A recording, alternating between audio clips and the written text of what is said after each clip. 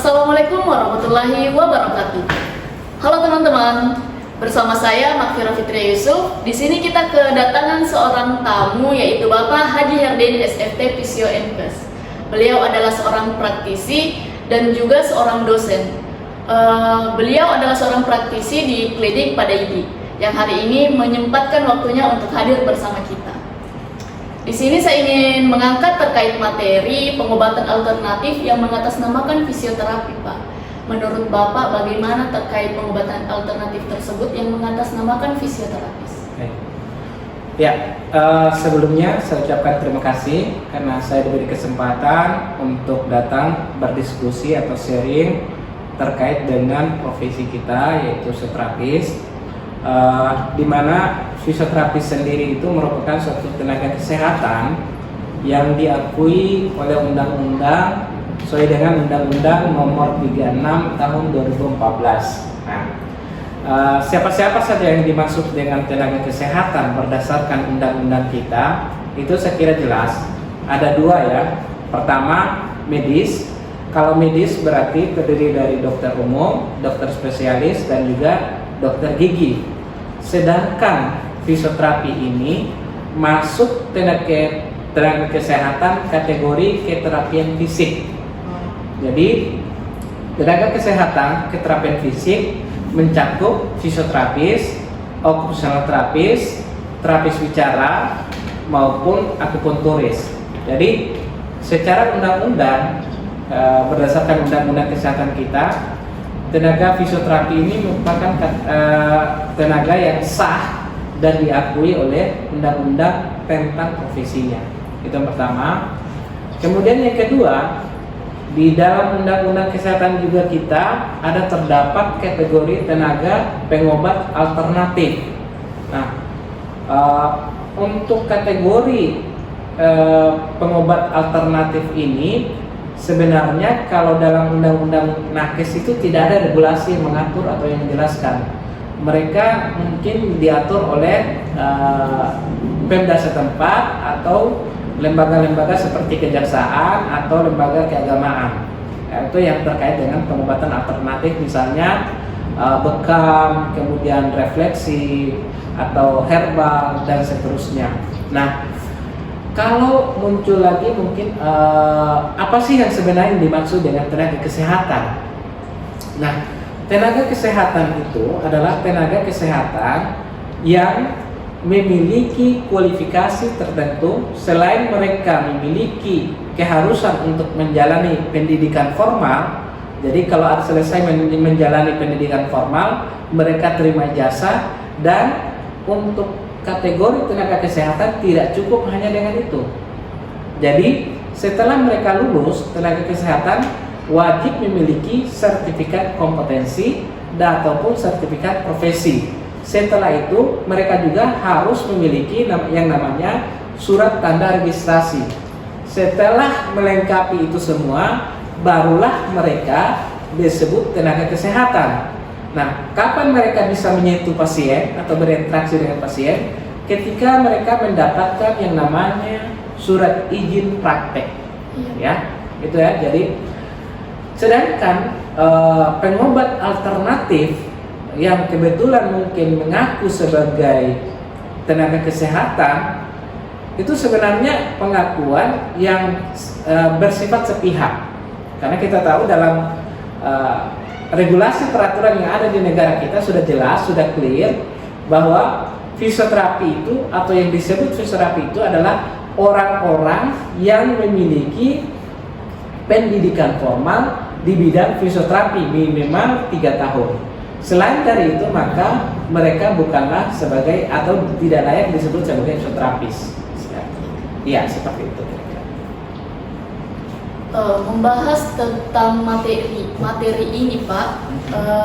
Di sini kami memiliki beberapa pertanyaan dari followers kami di Instagram, yang mana beberapa dari mereka mempertanyakan itu mengapa masyarakat lebih memilih pengobatan alternatif dibandingkan fisioterapis, seperti itu.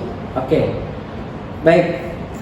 Sekali lagi kita ketahui bahwa masyarakat bebas untuk memilih, ya, apakah dia memilih di tenaga kesehatan formal ataukah di pengobatan alternatif. Ada beberapa alasan mengapa masyarakat memilih pengobatan alternatif. Pertama, registrasi atau sistem tata kelola pelayanan kesehatan yang sifatnya formal seperti misalnya BPJS itu relatif berbelit-belit. Itu yang pertama. Kemudian yang kedua, di tenaga kesehatan atau layanan kesehatan mereka tidak mendapatkan jaminan kesembuhan. Kenapa demikian? Karena memang di dalam undang-undang bahwa kita tenaga kesehatan seperti dokter atau terapis dilarang kita untuk menjanjikan kesembuhan kepada pasien. Iya. Dan oleh karena itu pasien tentu saja punya paradigma atau pemikiran tertentu di mana mereka ketika mendatangi suatu tempat pengobatan atau layanan kesehatan, mereka butuh jaminan, paling tidak pernyataan dari tenaga kesehatan atau tenaga yang melayaninya untuk mendapatkan kesembuhan. Itu persoalannya. Di samping itu, ada beberapa juga alasan mengapa khususnya dalam hal fisioterapi, terkait dengan fisioterapi, ada beberapa yang mendatangi misalnya osteopati, chiropraktik, atau lebih trennya itu kretek-kretek, Iya. di mana kretek-kretek ini lebih populer di masyarakat dibandingkan fisioterapi itu sendiri. Kenapa? Karena mereka sangat lihai memanfaatkan yang namanya digital marketing. Nah, setiap mereka melakukan misalnya prosedur terapi, maka mereka akan mengupload di media sosial mereka, apakah di channel seperti YouTube, Instagram, atau ke fanpage dan seterusnya, dan relatif mendapatkan istilahnya tayangan-tayangan mereka itu mendapatkan algoritma dari media sosial. Misalnya Instagram, ketemu algoritma. Kalau ketemu algoritma, maka viewersnya itu jauh lebih tinggi.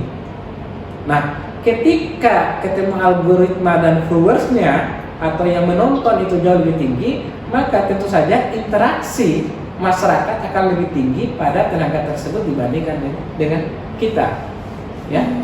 Dimana kita tahu bahwa sebagian praktisi yang mengaku sebagai tenaga terapis, ya, kadang-kadang mengaku sebagai terapis, memang ada berapa yang memiliki follower katakanlah di atas 10.000 atau di atas 20 atau dikatakan sebagai selebgram.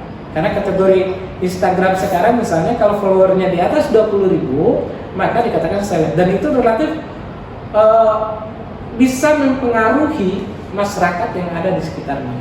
Jadi seperti itu, ya. Jadi di sini tuh pengobatannya lebih condong ke alternatif karena hanya masalah pada promosi kesehatannya, Pak. Seperti itu. Kurang lebih seperti itu. Di samping juga sebagai tambahan juga masalah biaya, ya. Iya, Pak. Ada yang seperti misalnya chiropraktik atau kretek-kretek yang bisa disebut sebagai praktisi abal-abal, maka mereka biayanya hanya sekedar 100.000 atau 200.000. Beda mungkin yang sudah kelas internasional misalnya yang bisa puluhan juta untuk satu kali terapi atau pendekatan yang mereka lakukan.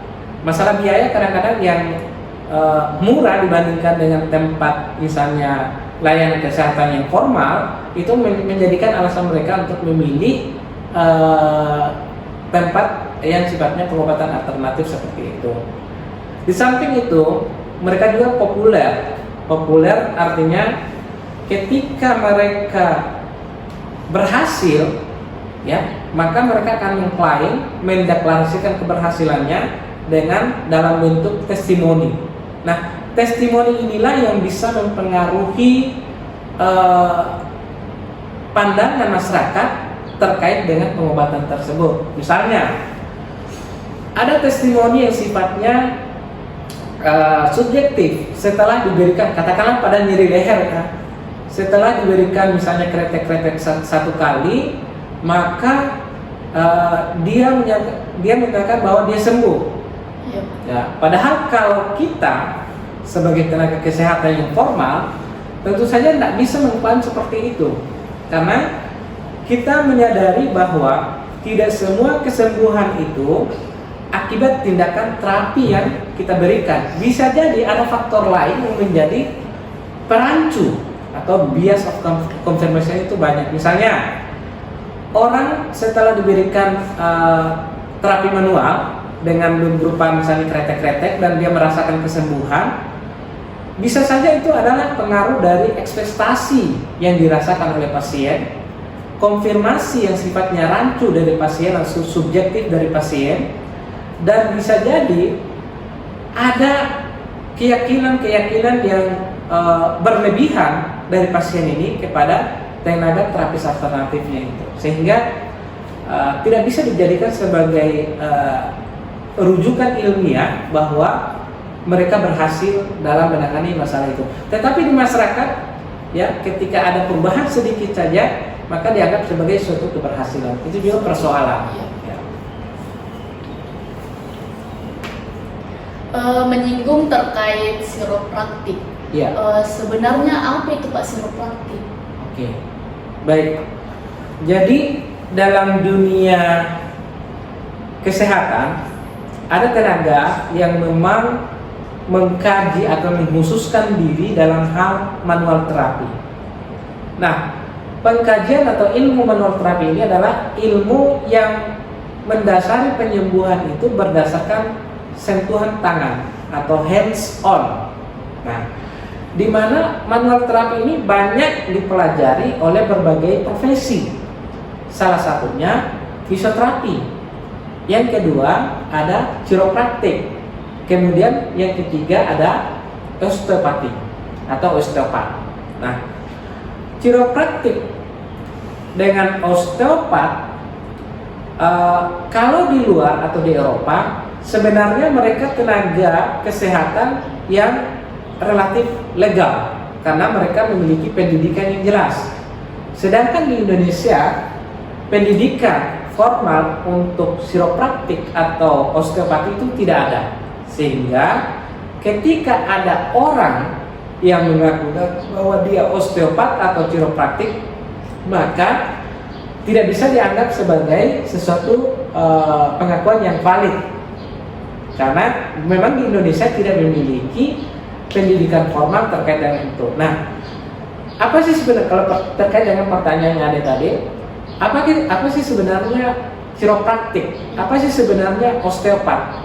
Jadi mereka itu adalah profesi di mana awalnya, ya, secara historis mereka ini mengobati ada gangguan di telinga.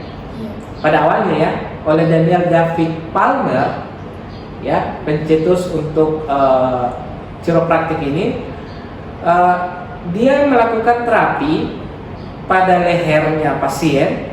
Dan setelah dilakukan misalnya sentuhan di bagian leher, kemudian tiba-tiba terjadi penyembuhan atau hilang keluhan pada daerah telinga. Sehingga dia menyimpulkan bahwa sakit yang dirasakan oleh manusia bisa disebabkan karena adanya masalah di sepanjang kita punya tulang belakang. Nah, dari filosofi itu sehingga lahirlah konsep metode yang dikenal dengan alignment dan misalignment, artinya symmetricity ataupun tidak simetris. Nah, secara sederhana saya bahasakan bahwa osteopat maupun chiropraktik percaya atau meyakini bahwa semua penyakit yang terjadi ada pengaruh dari segmen yang ada di tulang belakang kita. Sehingga dengan demikian, ketika misalnya ada saraf terjepit, ketika ada masalah nyeri di tangan dan seterusnya, mereka meyakini bahwa di sana terdapat misalignment atau subluxasi minimal sehingga perlu direposisi, dikembalikan ke tempatnya. Nah, itu dan sekali lagi asumsi itu sulit untuk diterima secara sekarang kita dalam tenaga kesehatan ada namanya evidence based practice atau praktek berbasis pada bukti. Nah, setiap asumsi membutuhkan bukti. Iya. Jadi ketika asumsi-asumsi yang disampaikan oleh tenaga misalnya kiropraktik maupun osteopati ini sebenarnya kalau ditinjau dari evidence based practice maka sebenarnya lemah. Begitupun, jadi lalu kenapa terus berkembang? Karena yaitu tadi, karena mereka populer. Itu saya dipersoalkan. Karena mereka populer dan di backup oleh media, dibangun dengan testimoni dan banyak istilahnya pesohor yang menggunakan jasa mereka sehingga mereka lebih populer dibandingkan dengan fisioterapi itu sendiri. Saya kira demikian. Iya Pak. Ya. Terkait chiropraktik ini kita memiliki beberapa terapi yang hampir sama ya Pak. Iya. Seperti tadi contohnya masas yang melakukan sentuhan langsung. Iya. Nah di sini terjadi pro dan kontra Pak. Iya. Dalam beberapa kasus yang saya dapatkan itu mereka ini bersikeras kalau chiropraktik itu termasuk fisioterapis. Kenapa tidak dianggap fisioterapis juga? Kan ada juga teknik yang sama dalam fisioterapi itu. Seperti itu Pak. Oke. Mungkin untuk mengklarifikasi ini pemahaman, Iya, Pak. ya. Yang pertama yang harus kita pahami dulu adalah apa itu fisioterapi. Ya. Kalau chiropraktik memiliki batang tubuh keilmuannya belum jelas, maka sebenarnya fisioterapi memiliki batang tubuh keilmuan yang jelas. Body of knowledge-nya adalah movement, gerakan. Oke? Nah, di dalam pendekatannya fisioterapi menggunakan gerakan sebagai sarana pemulihan atau rehabilitasi, sarana pemeliharaan, sarana maintenance, sarana peningkatan performa gerak, gitu ya. Iya. Jadi ada juga menyatakan bahwa sudah dideklarasikan juga bahwa fisioterapi is exercise expert. Iya. Jadi fisioterapi itu adalah ahli dalam merancang latihan, dalam merancang gerakan yang ditujukan untuk pemulihan fungsi itu. Iya. Ya. Jadi ketika fisioterapi menggunakan massage atau menggunakan metode yang lain, ya itu bisa sah-sah saja karena soal memang undang-undang fisioterapi juga menggunakan manual terapi. Namun manual terapi yang digunakan oleh fisioterapis itu ada sentuhan yang tidak dimiliki oleh tenaga chiropraktik maupun osteopati, yaitu sentuhan evidence based practice atau praktek berbasis bukti. Jadi tindakan atau metode atau pendekatan yang diberikan oleh fisioterapi kepada pasiennya maka dibangun atas dasar clinical reasoning yang kuat atau alasan klinis yang kuat dan ditunjang dengan bukti penelitian yang jelas. Nah, terkait misalnya apakah fisioterapi boleh menggunakan massage? Silakan aja gunakan massage, tetapi apakah itu memiliki bukti atau evidence base atau dalam kategori klinikal protokol guideline-nya ada tercakup atau tidak, maka tentu saja itu akan berbeda persoalannya. Contohnya misalnya gini ada. Terkait misalnya kita ambil contoh misalnya low back pain atau nyeri pinggang. Nah, kalau orang nyeri pinggang berdasarkan clinical protocol guideline atau CPG-nya tidak terlalu disarankan misalnya penggunaan massage, tidak terlalu disarankan penggunaan interferensi, tidak selalu disarankan dengan menggunakan pendekatan ultrasound. Yang disarankan adalah exercise, edukasi, dan bagaimana meng-empower pasien.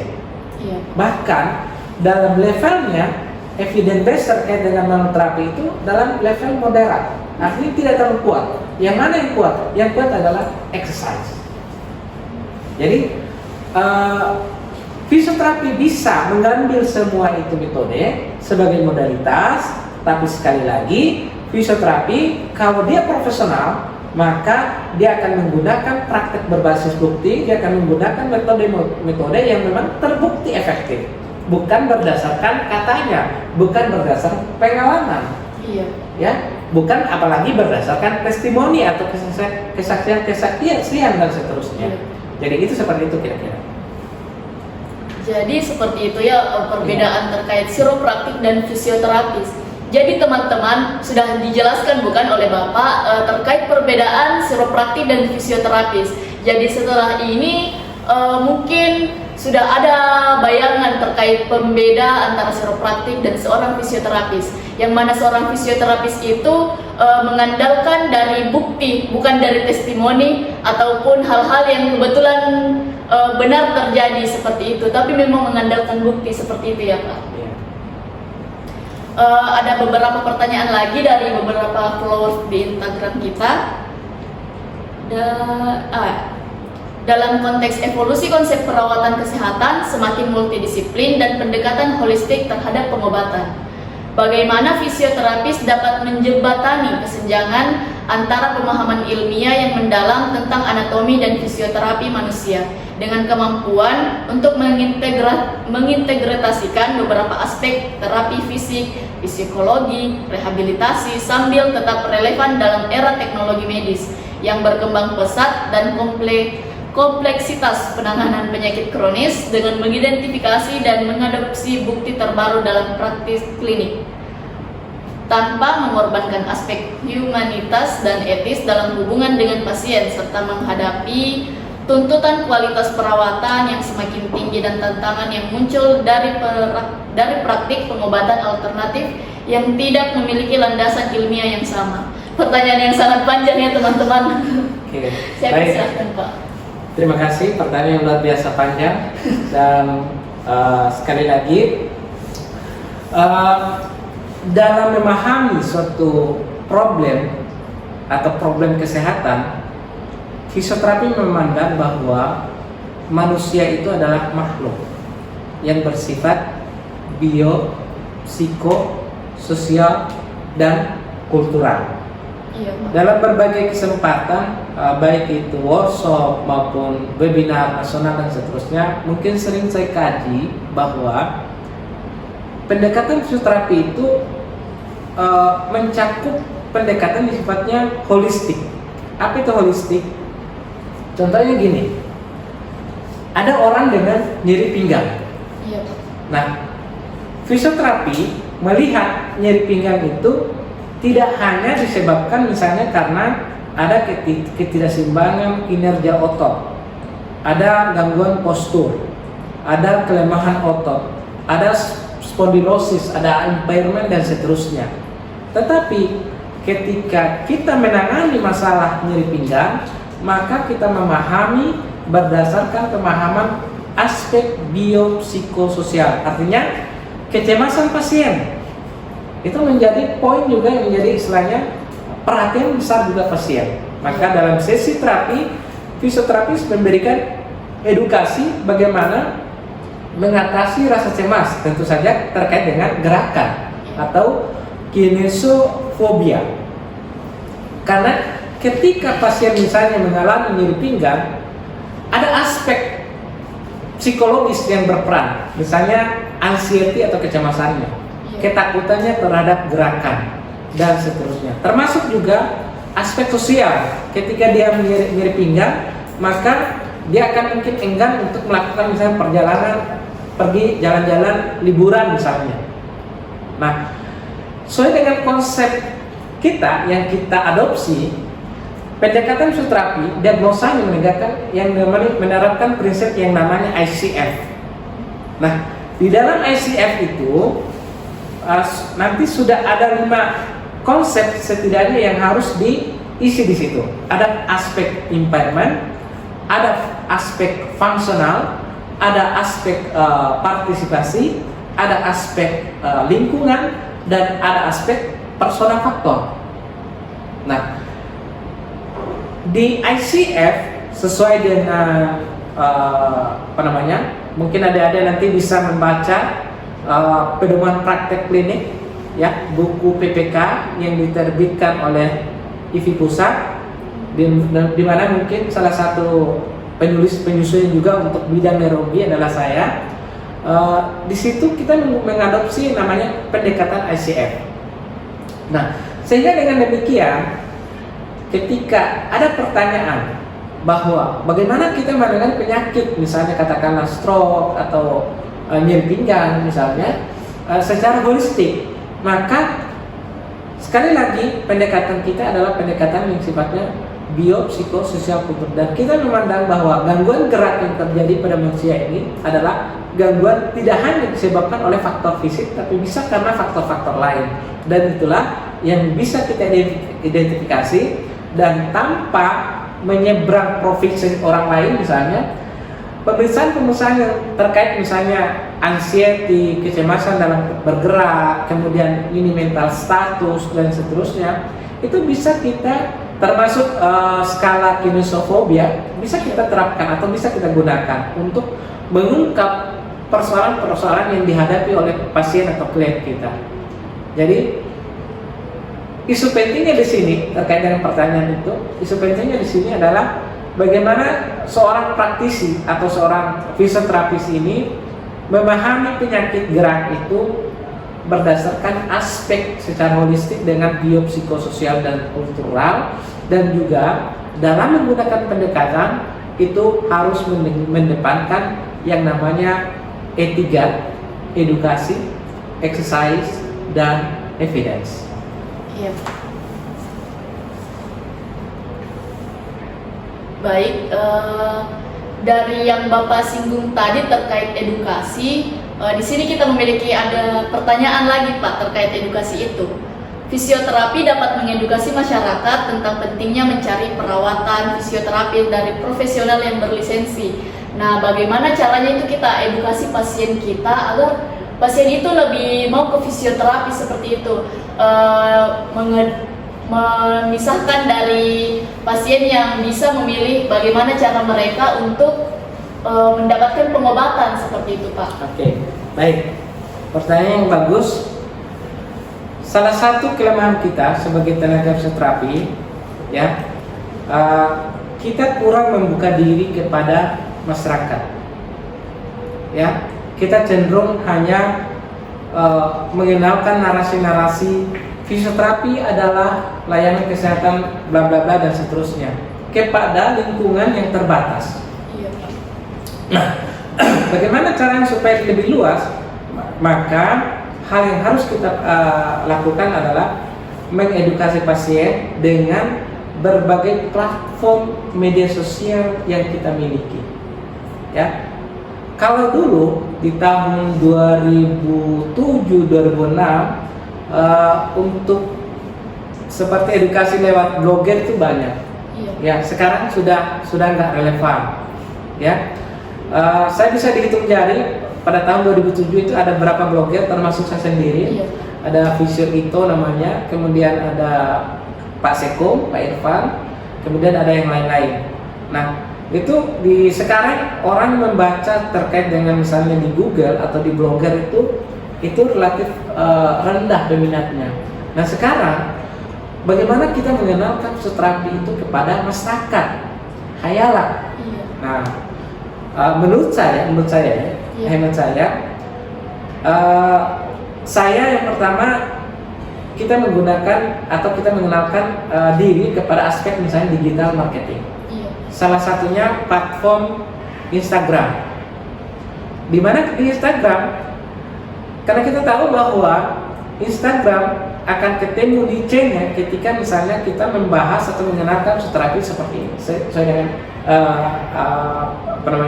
konsep fisioterapi yang sesungguhnya. Akan tetapi banyak juga teman-teman fisioterapis menggunakan platform media sosialnya itu tidak efektif. Kalaupun mereka misalnya menggunakan, paling powernya sangat rendah. Jadi ini mungkin tips ya teman-teman. Misalnya kita menggunakan atau menargetkan generasi milenial, maka yang kita harus perbanyak adalah membuat konten-konten terkait apa itu fisioterapi, apa itu layanan atau cakupan layanan fisioterapi dan seterusnya, dengan membuat konten itu bukan hanya sekedar pada YouTube, karena sekarang YouTube powernya rendah.